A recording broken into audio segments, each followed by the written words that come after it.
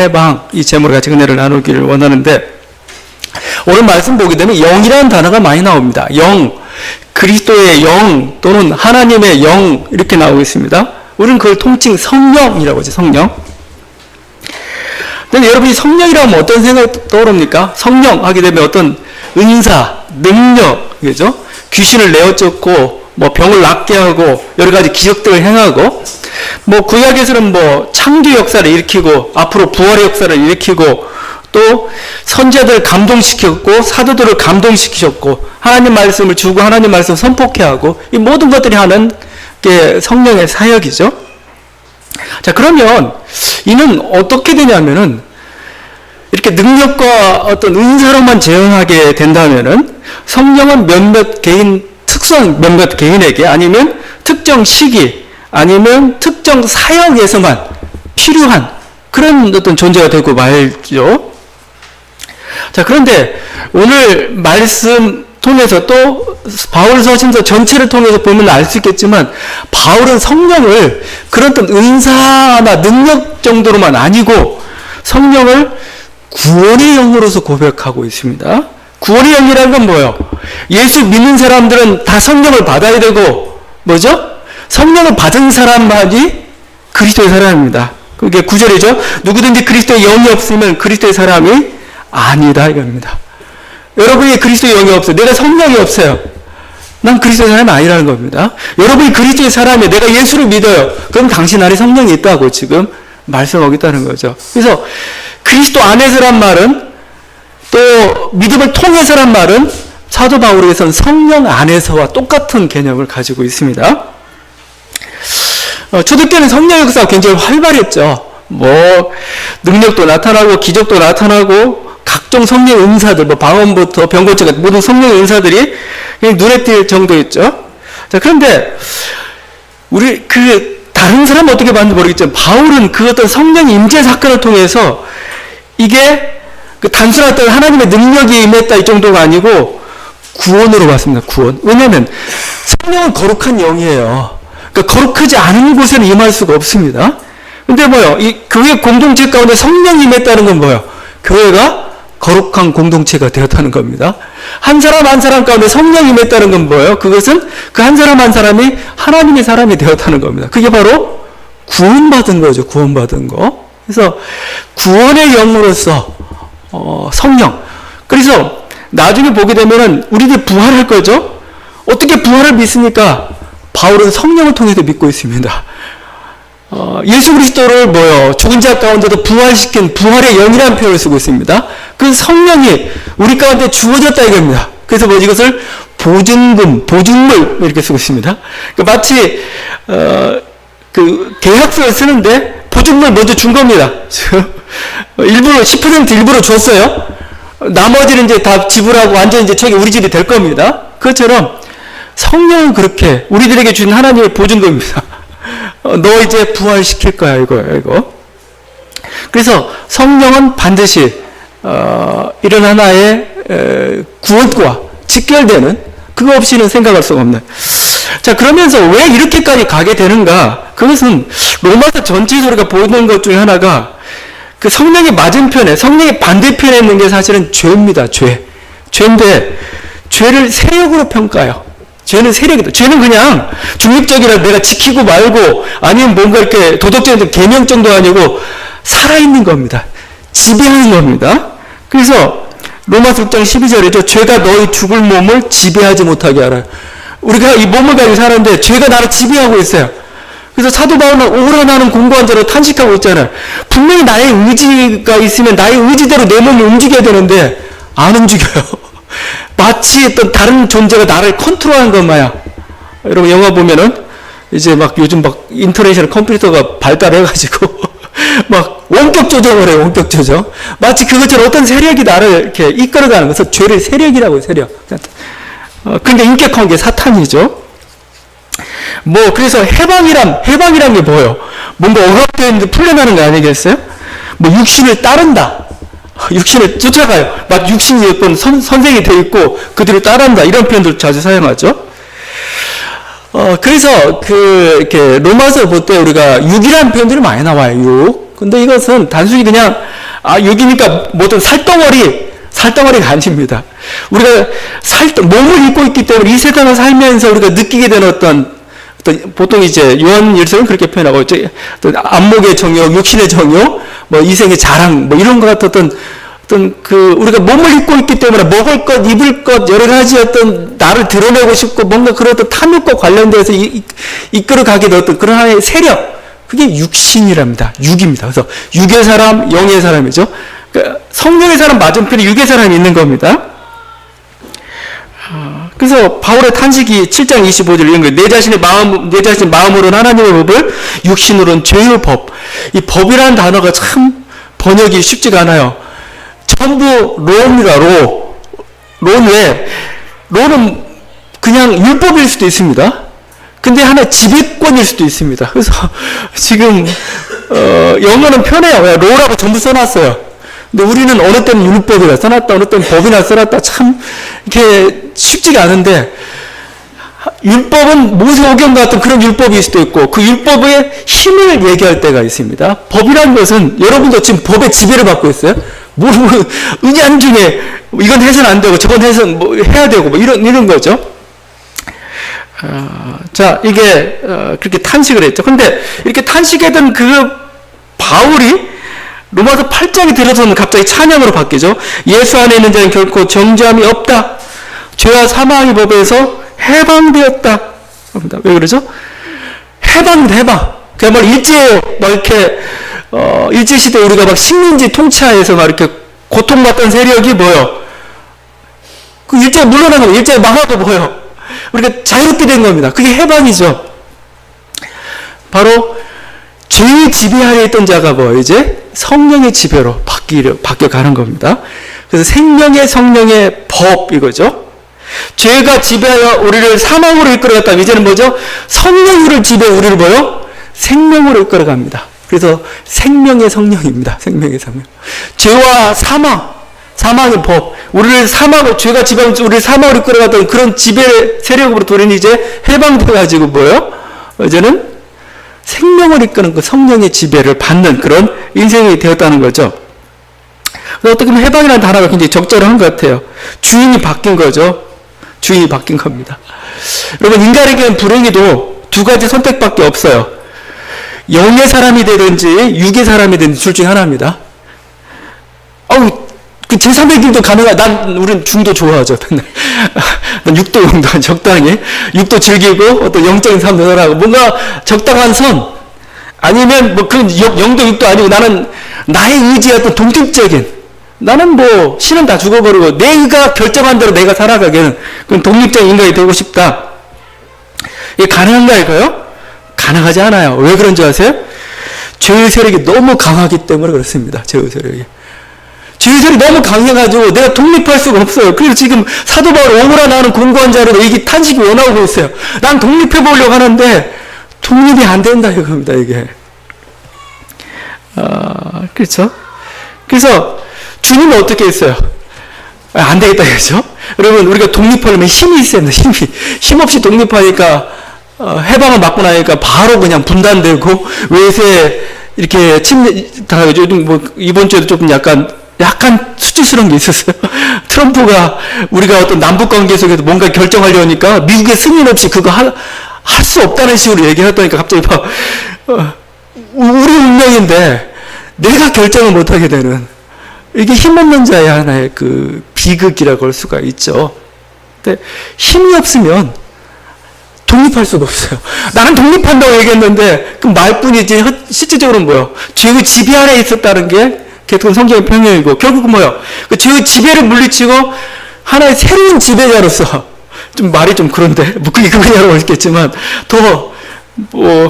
갑자기 강도가 지배하는 데서 정말 어떤 선하고 능력 있는 그분이 우리 지배하는 그런 인생이 시작이 된 거죠. 전 그래서 이걸 가장 잘 표현하고 있는 게 예수님의 그 강한 자의 비유 같아요. 강한 자. 이렇게 표현했습니다. 사람이 먼저 강한 자를 결박하지 않고서 어떻게 그 강한 자의 집에 들어가 그 세간을 강탈하겠느냐. 결박한 후에 그 집을 강탈하래요. 지금 이 집을 어떤 강한 자가 꽉 붙잡고 있습니다. 그러면 이 집을 자유롭게 할 수 없고 이 집에 어떤 물건들을 제대로 주인이 사용할 수 있도록 못 만들어요. 그럼 뭐요? 이 강한 자보다 더 큰 힘을 가진 자가 와가지고 이를 제어해야 됩니다. 묶어버리고 해방시키고 모두 그 주인이 자유롭게 활동할 수 있도록 해줘야 되는 거죠. 주님은 더 강한 자로서 오셨습니다. 더 강한 자로 온 존재가 뭐예요? 성령이다. 성령. 그래서 육신의 지배, 죄의 지배 반대편에 있는 게 바로 성령의 지배고, 우리는 영의 지배를 받는 사람들이다. 지금 이렇게 선언하고 있는 거죠. 바로 성령에서 지금 바울이 보고 있는, 그래서 지금 어떻게 보면 그래서 지금 세상은 전투입니다. 전투. 이렇게 막 죄의 세력에 이렇게 막 지배받던 그곳에 예수 그리스도를 통해서 해방구들이 막 만들어지기 시작했어요. 교회가 해방구입니다. 그리스도가 지배하는 그곳입니다. 그리스도가 지배하는. 그래서 여기에 해방구란 표현이 뭐 해방구. 전체적으로 다 해방은 못했지만 구역, 도시, 조금씩 이렇게 거기에 독립이 주어진 그곳을 해방구라고 하지 않습니까? 그것처럼 뭐요? 바로 그곳에 해방이 주어져 성령의 지배가 있는 그런 어떤 일들이 벌어지고 있다. 지금 이렇게 얘기하고 있죠. 이게 바울이 발견했던 놀라운 현실입니다. 놀라운 현실. 그래서 이 교회라는 공간을 보면서 뭐죠? 여기가 해방구예요. 여기가 해방구. 그죠? 다른 건 전부 죄와 포로와 뭔가 억압과 어둠이 가득하고 있지만 뭐요? 교회만 이 빛으로 이렇게 가득하고 있는 그게 보이는 거죠. 근데 좀 불행한 게 있어요. 왜냐하면 우리에게 두 가지 문제가 발생하고 있어요. 뭐냐면은 이렇게 바울은 힘줘서 얘기하고 성경은 힘줘서 얘기하는데 우리는 그 성령을 인식하지 못한다는 겁니다. 귀신이 들려도 뭔가 이렇게 내가 느끼는 게 있잖아요. 뭐 나를 조종하고 있는데 성령이 왔으면 뭔가 나에게 변화가 있고 뭐 해야 되는데 이게 뭐 안 느껴진다 이거예요. 성령이 왔는데 봄은 왔는데 봄을 못 느끼고 있어요. 해방은 왔는데 해방을 못 누리고 있다는 거죠. 지금 우리가. 근데 우리들이 느낀 거에 상관없이 성경을 계속해서 얘기하고 있습니다. 9절이죠. 너희 속에 하나님의 영이 거하시면, 또 읽었던 대로 누구든지 그리스도의 영이 없으면 그리스도의 사람이 아니다라고 분명히 얘기하고 있습니다. 그러니까 이게 자꾸 사람들이 성령이라는 존재를 체험 속에서 자꾸 구하려고 그래. 체험 속에서 내가 뭔가 느끼야 마치 성령이 있는 것처럼. 그래서 고린도서에서는 바울은 이렇게까지 얘기합니다. 자꾸 막 성령의 은사, 뭔가 뜨거운 게 있어야 성령이 있는 것처럼 자꾸 느끼니까 아니라는 겁니다. 그게 아니고 고린도 12장 3절 이렇게 얘기하죠. 하나님의 영으로 말하는 자는 누구든지 예수를 저주할 자라 하지 아니하고, 또 성령으로 아니하고는 누구든지 예수를 주시라 할 수 없느니라 이거죠. 내가 예수 그리스도 주님으로 고백했어요. 그럼 나의 의지고 나의 결정이었어요? 그럼 환경 속에 나는 켰다는데 성경은 뭐예요? 그건 성령으로 말미암지 않고는 그렇게 못한다 얘기하고 있습니다. 나는 나의 의지 같은데 나의 의지가 아니라는 겁니다. 바로 성령께서 그 배후에서 역사하고 계시다라는 거죠. 그래서 성령은 어떻게 보면서 그냥 자꾸 표현이 어려우니까 요한복음 바람으로 표현하죠. 바람은 안 보이잖아. 안 느끼잖아. 뭔가 싹 지나고 난 다음에 나뭇잎 흔들리는 걸 통해서 성령이 여기 있었구나. 뭐 성령이 있었구나. 이런 걸 표현하는 거죠. 어떻게 보면은 우리 교회 공동체 가운데 자기가 느껴야만 이런 식으로 자꾸 개인적으로 생각하지 말고 우리 공동체 가운데 누가 정말 성령을 경험하고 있고 초대교회 공동체가 성령을 경험하고 있다면 모두가 성령을 경험한 겁니다. 그것은 왜냐면 예수 그리스도 믿는 그 집단을 하나님께서 받으셨기 때문에 그렇다는 거예요. 어떤 사람은 뜨겁게 느껴서 불과 같이 느끼고 있지만 어떤 사람은 뭐예요? 물처럼 그냥 아주 부드럽고 온유하게. 성령님은 온유해요. 온유해. 성령님은 그냥 가장 낮은 데까지 갈 수도 있습니다. 만물의 깊은 곳까지 스며들 수가 있어요. 마치 정말 엄청난 도둑이에요. 그렇죠? 여러분 안에 같이 있음에도 불구하고 못 느낄 정도까지 아주 그냥 아주 그렇게 그게 그분이 가지고 있는 온유함이고 부드러움입니다. 그래서 베드로가 그런 얘기했죠. 베드로가 예수님이 이제 십자가를 간다니까 막 만류합니다. 안 됩니다. 예수님 안 됩니다. 그러니까 갑자기 예수님이 사탄아 물러가라 그랬습니다. 그 전에 어떤 일이 있었냐면은 나를 누구라고 하느냐니까 베드로가 주는 그리스도 저 살아계신 하나님의 아들이로 이런 아주 위대한 고백을 했습니다. 그러자 예수님 이렇게 얘기했습니다. 바요나 시몬아 네가 복이 있도다. 이를 내게 알게 하니는 혈육이 아니요 하늘에 계신 내 아버지니라. 그렇죠. 갑자기 이 베드로는 나는 예수님 불쌍해서 만류했고 예수님 옆에서 본 거를 얘기했을 뿐인데 갑자기 막 성령이 감동한 사람처럼 갑자기 또 사탄의 놀이객감이 된 사람처럼 취급을 당했습니다. 난 내 의지로 얘기한 건데 아니라는 겁니다. 아니라는 거예요. 그러니까 어떻게 보면 우리가 성령의 역사, 악령의 역사가 그냥 이렇게 세미하게 뭔가 이렇게 뜨겁게만 역사하는 게 아니고 가볍게도 역사한다는 겁니다. 근데 하여튼 성경 말씀이 사실 그래서 어떻게 보면 더 중요하죠. 성경 말씀 더 진리니까. 성경 말씀이 뭐라고 하냐면 우리 안에 성령이 계시다 이거죠. 그리스도를 믿는 사람에게 모두가 다 성령이 있다 이거죠. 그걸 뜨겁게 느끼느냐 그냥 너무 물처럼 이게 아주 자연스럽게 느끼느냐 그 정도의 차이일 뿐이다라고 말씀합니다. 여러분 그래서 성령을 뜨겁게 느끼면 더 좋죠. 왜냐하면 인간의 존재는 연약하기 때문에 뜨겁게 느껴야 뭐예요? 우리가 더 힘있게 어떤 유혹에 대해서 아니 문제를 돌파할 수 있기 때문에 그런 것이죠. 그래서 여러분 우리 안에 성령이 있다는 것 자기가 느끼지 못한다고 해서 없다고 하지 말고 우리 안에 성령이 있다는 거 여러분 그것을 생각하시기 바랍니다. 그러면은 갑자기 우리 마음속이라는 거 우리 영혼이라는 존재 이 교회라는 존재가 굉장히 위대해지기 시작합니다. 그게 놀라운 것들이 거기 있다는 걸 여러분이 발견하게 될 겁니다. 그래서 어거스틴의 그런 고백이죠. 하나님 당신 어디 계십니까? 하나님 당신 너무 겸손하시고 우리 마음속에 계시는 거죠. 그런 고백을 하고 있습니다. 우리 마음이라면 얼마나 큽니까? 뭐 그런 식으로 하나님 여기 계시다니 뭐 이런 어떤 그게 어거스틴 고백록에 나와 있는 그것들이에요. 우리 마음이 얼마나 위대하고 능력이 있는지 몰라요. 거기 뭐 요즘 나온 책 뭐 요즘은 아니지 옛날에 나왔던 뭐 처세술 책 가장 초기에 나왔던 책 중에 내 안에 있는 다이아몬드라는 책이 있어요. 내 안에 있는 다이아몬드. 다이아몬드는 어디 있냐? 네 안에 있다 이거예요. 네 안에 있다 이거요. 근데 자꾸 엉뚱한 데 밖에서만 자꾸 찾으려는 겁니다. 그런 얘기를 다루고 있는 거예요. 근데 우리 안에 성령이 있다 이거죠. 그걸 여러분이 깨닫고 인정하고 함께하면 거기 놀라운 일들 정말 참된 해방을 맛볼 수가 있습니다. 마치 지금 해방이 됐는데도 불구하고 해방이 주는 자유와 그걸 못 느끼고 있는 사람들이 있을 수가 있는데 성령을 느끼는 사람, 성령을 인정하는 사람은 바로 그런 것들이 주어진다는 거예요. 두 번째로 생각할 수 있는 것은 성령의 지배를 받는다고 하면서도 여전히 죄의 욕구가 강하죠. 그때 문제가 되는 겁니다. 아니 성령의 지배를 받는데 성령을 해방됐다고 나는 도무지 맨날 그 7장이 나의 모습 같아요. 7장이 그 모습은 정말 또 경건하죠. 그것도 못 돼요. 탄식도 안 해요. 그냥 죄와 함께 즐기고 있는. 그래서 어떻게 보면은 명성교회 같은 그 사태들 그렇다 목회자들 다 지향하고 있는 거 봅니다. 제가 후퇴하는 목회자를 보지 못했어요. 작은 교회에서 중간교회, 중간교회에서 큰 교회, 큰 교회에서 더 높은데 항상 높은 데만 가려고 하지 낮은 데로 가려고 하질 않아요. 이게. 그런 모습을 보면서 우리가 어떻게 거기서 뭔가 이렇게 성령에 지배받는 그 삶의 모습들을 우리가 느낄 수가 있느냐 이거죠. 근데 여기서 역설적인 일이 좀 발생합니다. 죄의 욕구가 죽었느냐? 안 죽었어요.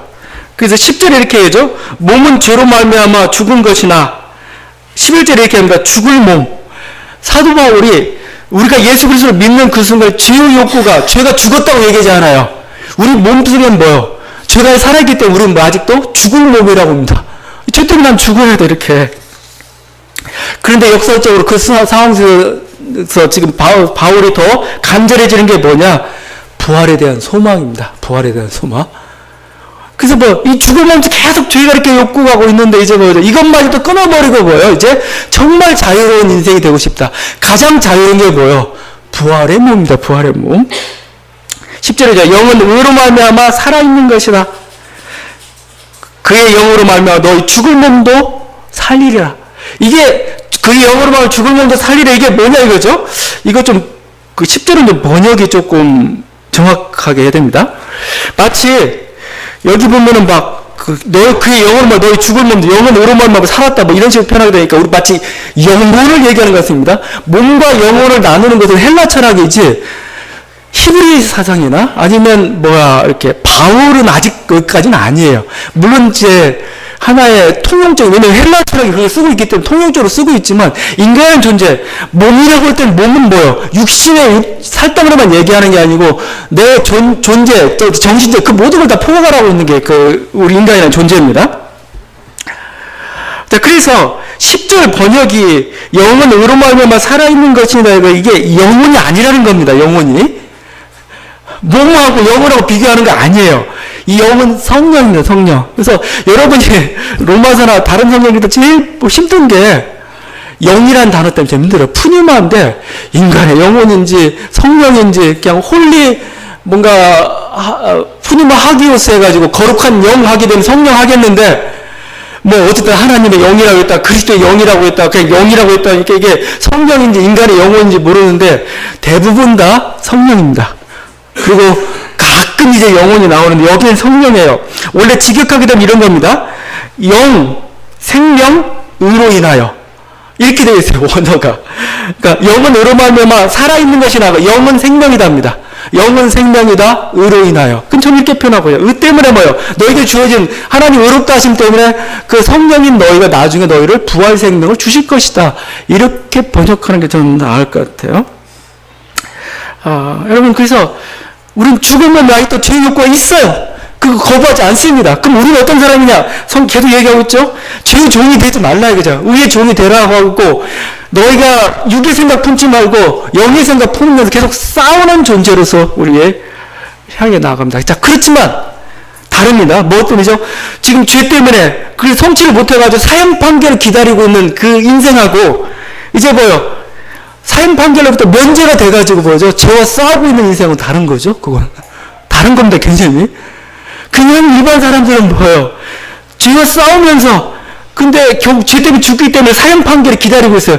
지금 나는 노예예요. 내가 이대로 제대로 살아야 나는 상금을 받을 수가 있고 해방을 받을 수가 있는데, 지금 될지 안 될지, 내가 지금 프로포즈를 내고 내가 이렇게 살아가고 있는데 계획을 세웠는데 어떻게 될지 몰라요. 결과가. 근데 성령 안에 있는 사람들은 이미 결과가 주어졌어요. 생명이다, 생명. 너에게 생명이 주어졌다 이거죠. 생명이 이미 주어졌습니다. 이미 그냥 인정되었습니다. 그 가운데 죄와 싸우는 거요. 이미 승리를 알면서 지금 싸우고 있는 우리들의 모습인 거죠. 이게 우리들의 모습입니다. 바로 이게 성령이 지배를 받는 우리들에게 이르는 놀라운 일이고, 또 그럴 뿐만 아니라 이 성령으로 말미암아서 율법의 요구도 이루어지게 한다는 겁니다. 율법의 요구. 3절이죠. 율법이 육신으로 말미암아 연약하게 할 수 없는 그것을 하나님은 하신 하나님입니다. 율법이 육신으로 말미암아 연약하게 할 수 없는 그것, 사도 바울이 탄식했던 그것을 이루게 하신다 이겁니다. 성령이, 믿음이 그걸 가능하게 한다는 거예요. 4절에 그 영을 따라 행하는 우리에게 율법의 요구가 이루어지게 하려 합니다. 자, 율법의 요구는 뭡니까? 결국은 율법이란 건 뭐예요? 도덕이란 건 결국 뭡니까? 결국 하나님 앞에 서게 만드는 거예요. 율법이 왜 있어요? 법 지키는 것 자체가 목적이 아니죠. 내가 하나님 앞에 서는 거예요. 하나님이 나를 받아주는 거죠. 그럼 율법은 거기에서 두 가지 길을 제시하고 있어요. 두 가지 방법을 제시하고 있는 거죠. 하나는 의식, 제사죠. 제사와 의식과 절기, 정결, 이런 의식들을 통해서 네가 깨끗해야 하나님 앞에 설 수가 있다 이거죠. 또 하나가 도덕법이죠. 도덕법. 네가 십계명대로 사랑하고 뭔가 하나님 말씀하신 그대로 의를 행하고 그래야 도덕법입니다. 네가 하나님 앞에 설 수가 있다 이거죠. 근데 여러분, 의식법은 이미 끝나버렸어요. 왜냐하면 예수 그리스도 십자가로서 모든 제사는 다 치러버렸거든요. 예수 그리스도 자체가 성전이시고 온전한 성전이시고 그분의 십자가의 속죄 제사를 통해서 구약시대 모든 의식은 다 그냥 일체 다 철폐되어 버리고 말았습니다. 문제는 도덕이죠. 도덕법. 성령이 어떻게 나로 하여금 탁월한 사람을 만들어 줄 건가? 만들어 주느냐 이겁니다. 그래야 되죠. 실제적으로. 그렇다는 겁니다. 그렇다는 거예요. 이게 거기에 나와 있습니다. 이렇게 제가 루터를 자꾸 인용하는, 루터가 개신교의 창시자입니다. 그래서 창시자의 말은 계속 나올 수밖에 없어요. 루터의 저번에 한번 읽었던 것 같은데 그리스도인의 자유라는 책이 있습니다. 거기에서 루터가 지금 이제 믿음으로 말미암아 구원받는다라고 얘기하니까 그 그러면 선행은 어떻게 되냐? 그렇게 해가지고 선행을 이룰 수 있느냐라고 카톨릭 측에서 반박이 자꾸 와요. 니네 그래서 도덕적인 삶을 이룰 수가 있겠어? 뭐 선행을 착하게 살아야 되지 뭐 이런 거 이룰 수 있겠어? 막 반박을 하니까 거기에 반박하는 것이 그리스도인의 자유입니다. 그래서 거기서 이런 얘기를 합니다. 그러므로 마치 그리스도께서 자신을 내게 주신 것과 같이 나는 하나의 작은 그리스도로서 내 자신을 내 이웃에게 줄 것이다. 나는 내 이웃에게 필요하고 이롭고 유익하다고 생각하는 것 외에는 이 세상에서 아무것도 행하지 않을 것이다. 이는 믿음을 통하여 나는 그리스도 안에서 모든 선한 것을 풍부하게 가지고 있기 때문이다. 이와 같이 신앙으로부터 주님 안에서의 사랑과 기쁨이 흘러나오며 사랑으로부터 이웃을 기꺼이 섬기고 감사나 배운 망덕, 칭찬이나 비난, 이득이나 손실을 고려치 않는 기쁘고 자발적이고 자유로운 생각이 흘러나온다. 자유, 기쁨입니다. 이미 의로 충분하기 때문에요. 충만하기 때문에 뭐예요? 막 그 때문에 고통스러워하지도 않고 두려워하지도 않고 뭐죠? 그 충만한 어떤 그 충만에 관련 그 기쁨 때문에 뭐죠? 하나님께서 명령하신 선한 일, 도덕적인 일을 즐겁게 행하는 것. 즐겁게가 중요합니다. 즐겁게. 이 즐겁게 왜? 율법을 행하는 가장 근본적인 동기 중에 하나가 무슨 뭐 양심대로 살아 그런 것도 있겠지만 하나님 앞에 받아들여야 되거든요. 근데 내가 양심대로 살았는데 이게 진짜 양심인지 제대로 하나님 받아들일 것인지 막 그거 얼마나 두려워요. 두려워가지고 실수하죠. 스포츠 하다가 맨날 실수하는 거 좀 힘이 들어가서 그래. 힘이 들어가서 막 이제는 한번 해봐야 돼 하다가 가죠. 근데 뭐요? 이미 구원을 받은 사람, 인정받은 사람들은 뭐예요? 그럴 필요가 없잖아요. 받았기 때문에 뭐죠? 이제 뭐 아주 즐겁게, 즐기듯이. 스포츠에서 승리한 사람은 즐기는 사람입니다. 즐기는 사람. 이렇게 자유롭고 거기서 계속 승리하게 되는 거죠. 율법은 노예처럼 여러분이 어떤 일을 해요. 노동을 합니다. 노동을 하는데 이 직장이 자기 게 아니에요. 나는 여기서 그냥 돈만 받으면 그만이에요. 그럼 재미가 없죠, 노동이.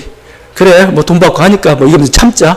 그러다가 시간 땡 끝나면 나 빨리 퇴근하자. 근데 그게 여러분 거예요, 그 회사가. 그러면 뭐 재미있죠. 재미있고 막 직원들 보면 갑자기 막 저것들은 일하라고 뭐 하고 있나. 왜 이렇게 좋은 일을 안 해? 왜 이 좋은 노동을 안 해? 아, 시간 됐다고 뭐갈 생각만 하고 있나, 저것들. 저 보이지 않는 거 하면서. 노동을 하는데 노예의 노동하고 주인의 노동은 달라요. 이게 뭐 이미 구원받은 자, 그 율법의 요구를 성령 안에서 그렇게 즐거움을 이룬다는 겁니다. 이룬다는 거, 이게. 그리스도 은혜가 이렇게 넘치기 때문에, 우리가, 하고 있다는 거예요. 그러니까, 그리고 또한, 우리들이 살다 보면 얼마나 여러 가지 힘들고 연약합니까? 약간 막 넘어질 때가 있죠? 이렇게 어떤 즐거움을 우리가 가져다 줄 뿐만 아니라, 실제 힘들어요. 그때 뭐요? 성령께서 도와주신다 이겁니다. 8장 26절이죠. 이와 같이 성령도 우리의 연약함을 도우신다 이거죠. 성령 우리의 연약함을 도와요. 내가 이 싸움에 승리해야 되는데 도무지 어려워요. 이 돌파가 안 돼요. 가끔 드는 거지만 이 담배를 끊어야 되는데 담배가 안 끊어져요. 술을 끊고 싶은데 술을 끊지 않아요. 그러니까 잘 안 끊어져요. 힘들어져요. 기도하세요. 기도. 기도하는 게 뭐예요? 하나님께서 도와준단 말이에요. 도와주셔. 그래서 뭐죠? 오늘 갑자기 정말 담배가 맛이 없어져요. 어느 날 갑자기 술을 먹으면 배탈이 나요, 자꾸. 더 이상 못 먹겠어, 이제. 어느 날, 그러니까 자기가 즐거워하는 게 그동안 쓴 것으로 바뀌어져. 쓴맛으로 그러면 쉽게 끊을 수가 있죠. 이게 성령을 도우신다는 겁니다. 성령이 도우신다는 거예요. 베드로가 주님한테 와가지고, 막 그래요. 내가 형제를 용서해야 되는데 얼마나 용서합니까? 7번 용서하니까 7번? 7번도 대단하죠. 저는 뭐, 두 번만 용서하는 사람은 성자입니다, 성자. 2번까지는. 7번 대단한 거죠. 난 그 딱 7번까지 참자. 근데 주님 뭐라고 하냐면, 7번씩 70번이라도 용서해라. 490. 그게 어떻게 가능하냐, 이거. 그게 어떻게. 490이라는 숫자가 어떻게 가능하냐, 이거죠. 성령께서 도우신다는 겁니다. 성령께서 우리들이 용서할 수 있는 힘을 주세요. 여러분이 기도하고 나아갔을 때 하나님께서 뭐예요? 그 사람을 갑자기 불쌍히 여기는 마음을 줍니다. 갑자기 측은해 보여요. 측은해. 그럴 때가 있습니다. 이 사람한테 막 해꾸질하고 싶은데 이 사람 나한테 막 아주 안 좋은 일만 해요. 해꾸질하고 싶은데 갑자기 그 인생이 불쌍해 보여요. 갑자기 왠지 모르게 갑자기 불쌍해 보여요. 그러면 용서할 수가 있습니다. 그냥 그렇지 않고 저 나쁜 놈 하면서 한 번 용서해도 2번 이러면 용서 못해요. 근데 플러스하게 여기면 뭐 그래 마음대로 하는 거죠. 또 어느 순간 갑자기 부모의 마음을 줘요. 부모의 마음을. 갑자기 저는 자식에 대한 부모는 그렇죠. 몇 번 속기도 하고 막 하여튼 뭐 화도 내기도 하지만 결국 믿어주고 막 결국 끝까지 가는 거 아니겠습니까? 이게 사랑인데 성령께서 그 마음대로 우리를 일으키면서 결국 이렇게 가는 거죠. 성령께서 8장 29절에 이렇게 얘기합니다. 하나님 미리 아신 자들 또한 그 아들의 형상을 본받게 하기 위해 미리 정하셨다 이겁니다. 미리 정하셨다. 아들의 형상. 지금 성령께서 우리 가운데 임재하신 이유 중에 하나는 창조의 역사입니다. 창조. 근데 창조가 처음에 하나님 형상 가지고 태어났죠. 근데 죄 때문에, 인간의 죄의 속성 때문에 죄 유혹을 이기지 못하고 하나님 형상이 망가져 버렸습니다. 성령께서 하신 일이 뭐예요? 이 안에 하나님의 형상을 만들어낸 겁니다. 그리스도를 뭐라고 표현하는 하나님의 형상이라고 얘기하고 있어요. 그리스도를. 하나님의 형상. 이제 뭐죠? 우리가 그리스도의 형상을 우리 안에서 이렇게. 그러니까 성령께서 우리 안에 있으면서 뭐죠? 그리스도의 형상을 닮아가지고 우리를 이끌어 가는 겁니다. 그래서 어떻게 보면은 우리가 개신교가 믿음의 교를 너무나 강조한 나머지 성화를 굉장히 부정시합니다. 성화. 인간이 의해 자꾸 이쪽으로 가버려요. 그리고 뭔가 수도원을 없애버리는 건 참 불행입니다. 불행. 왜냐하면 이렇게 그냥 구원만이 다가 아니고 우리들이 뭐죠 이렇게 그리스도를 닮아가는 것도 필요한 일이고 그게 있어야 되는데 사실은 지금 우리 한국교회 개혁이 안 되는 가장 원동력 중에 하나가 사실은 수도원이 없는 것 때문에 그럴 수도 있어요. 왜냐하면 항상 중세 사회를 보게 되면은 수도원으로부터 항상 개혁의 힘이 나왔어요. 그 모든 걸 버린 사람들이 그들의 어떤 삶의 모습을 새로운 모델들 제시해주고 막 가는데 우리는 제시를 못해요. 저도 제시를 못해요. 왜냐하면 저도 가정이라는 인생이라는 발목을 꽉 잡혀가지고 먹고 살아야 되니까 뭐 안 돼요. 이런 개혁하려면 이거 다 끊는 사람들이 해야 돼. 아무것도 없는 사람들이 해야 되지. 뭔가 얽히고 설킨 사람들 어떻게 그걸 다 하겠어요. 그거 힘든 그 가정들이죠. 여러분, 예수님이 분명히 이런 얘기 했습니다. 내가 율법의 선제라 폐하러 온 줄로 생각하지 말라. 폐하러 온 것이 아니고 완전하게 하려 왔다. 완전하게. 사도 바울 이 말을 받았을 것 같아요. 이 말을 받아가지고 그래 율법은 그냥 방향만 제시하고 아무런 효능이 없지만 뭐요. 믿음은 십자가는 뭐요. 그 낭망한 사람으로 알고 십자가는 뭐 이렇게 절망해가지고 이렇게 정말 넉다운 되는 사람 다시 이렇게 세워가지고 의의 길을, 율법의 길을 가도록 만들어준 힘이 있다 이거죠. 그래서 예수님 말씀 못하는 겁니다. 그럴 뿐만 아니라 하나 이렇게 얘기했습니다. 너희가 서기관과 바리새인보다 더 낫지 아니하면 결코 천국에 들어가지 못하리라. 주님 말씀하셨죠. 너희가 서기관보다 바리새인보다 더 나아야 된다 얘기하는데 바울은 이 말을 들을 때 무슨 말이세요? 오케이 그래 난 나아라고 얘기했을 것 같아요. 바울은. 왜 아까 얘기했죠. 의식법에서는 서기관보다 훨씬 더 낫죠. 왜냐하면 그리스도의 의가 다 이뤘기 때문에. 도덕법에서도 결코 바울은 뒤지지가 않았어요. 나중에 13장 묵상에 13장 이렇게 얘기합니다. 피차 사람의 빛 외에는 아무에게든지 아무 빛도 지지 말라. 남을 사랑한 자는 율법을 다 이루었다라고 표현하겠습니다. 율법의 핵심은 결국은 사랑인데 너의 원수를 사랑하고 용서하고 네 몸까지 내어준다면 그것보다 더한 사랑이 없고 그리스도는 그런 사람들이라는 겁니다. 그게 성령이 그것을 가능하게 만든다는 겁니다. 그래서 뭐요? 율법의 요구를 이룬 사람들. 참 그러니까 우리가 참 힘들죠. 왜냐하면 초대교회는 그런 어떤 힘과 어떤 뭔가 이렇게 도덕력, 도덕적인 가마력, 능력들 다 가지고 있는데 우리는 그걸 당신한 상태에서 정말 옛 성경 말씀만을 우리가 나누면서 우리가 하나 했던 그 적용했던 모델로 했던 적용한다는 건 참 우리들에게서는 힘든 일이고 그런 일, 순간 뭐 그런 형편이라고 할 수가 있는데 여러분 사도 바울은 그런 확신이 있기 때문에 얘기하는 겁니다. 너희 성령께서 도와주시고 결코 이 해방이라는 건 뭐예요? 해방이라는 건 그냥 너 해방돼서 선언 정도가 아니라는 겁니다. 진짜 해방이라면 진짜 해방. 해방에서 가장 중요한 게 힘이죠. 힘. 성령은 너에게 힘을 공급하는 존재라는 겁니다. 그 루즈벨트가 그런 얘기, 4가지 자유를 얘기해요. 루즈벨트가 언론의 자유, 종교와 신앙의 자유, 가난으로부터의 자유, 공포로부터의 자유. 여러분 자유라고 할 때 나는 내 말 다 하고 싶고 내가 가고 싶은 다 행동하는 거 이것만이 자유가 아니에요. 이 자유가 있으려면 먹을 게 돼야 돼요. 먹을 게. 전쟁인 공포가 있고 먹을 거 입을 거에 대한 공포가 있다면 이게 뭐예요? 이게? 그건 안 되는 거죠. 자유가 주어지지 않는 거죠. 오히려. 이럴 바엔 자유가 없는 게 낫죠. 시민적 정치적 자유만이 자유가 아니에요. 실제로 가난하고 전쟁에 있다면 그처럼 인권 유린이 없는 거죠. 인권이라고 얘기할 때 두 가지를 얘기합니다. 항상 먹을 거에 대한 겁니다. 생존권이죠. 가장 중요한 인권입니다. 두 번째가 시민적 정치적 권리를 얘기하는 겁니다. 인권이라고 할 때는. 근데 뭐요? 성령께서 너에게 모든 능력을 다 공급해 주시겠다 이겁니다. 충분히 어려움을 견딜 수 있는. 그래서 8장 32절 이렇게 말씀하고 자기 아들 아끼지 아니하시고 우리 모든 사람을 위하여 내어주신 이가 어찌 그 아들과 함께 모든 것을 우리에게 은사로 주지 않겠느냐 이거죠. 그 아들을 내어줬는데 가장 소중한 걸 내어줬는데 니네 원하는 거 다 주겠다 이거는 다 주겠다 이거요. 그게 지금 성령으로 보여지는 놀라운 일입니다. 그 중에는 이런 어떤 가난으로부터 벗어날 그뿐만 아니라 공포로부터도 벗어나죠. 8장 38절 39절입니다. 내가 확신하는 사망이나 생명이나 천사들의 권세자들이나 현재이나 장래이나 능력이나 높음이나 기쁨이 다른 아무 피조물이라도 우리 주 그리스도 예수 안에 있는 하나님의 사랑에서 끊을 수 없으리라.